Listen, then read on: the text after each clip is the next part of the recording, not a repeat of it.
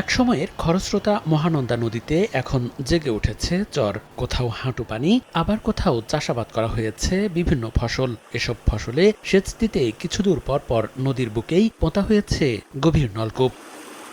চাঁপাইনবাবগঞ্জের চর মোহনপুর এলাকায় মহানন্দা ও পাগলা নদীর মিলনস্থলে এমন চিত্র। স্থানীয়রা জানান, মহানন্দার ৯৬ কিলোমিটার আন্তঃসীমানা নদী।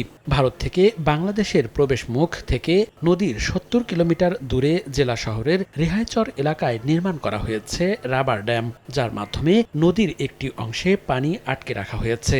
এতে ২৬ কিলোমিটার ভাটি এলাকায় দেখা দিয়েছে পানি শূন্যতা। রবার বাঁধ দেওয়াতে পানি খুব সমস্যা হয়েছে, নদীতে পানি হয় না।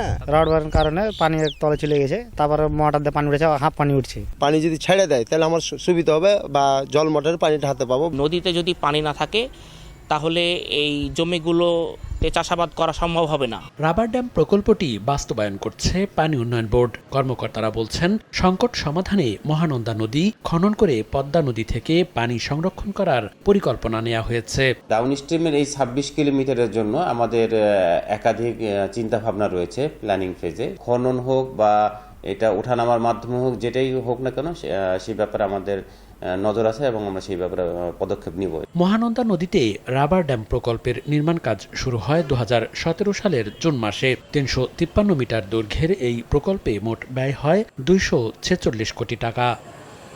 সময় সংবাদ, চাঁপাইনবাবগঞ্জ।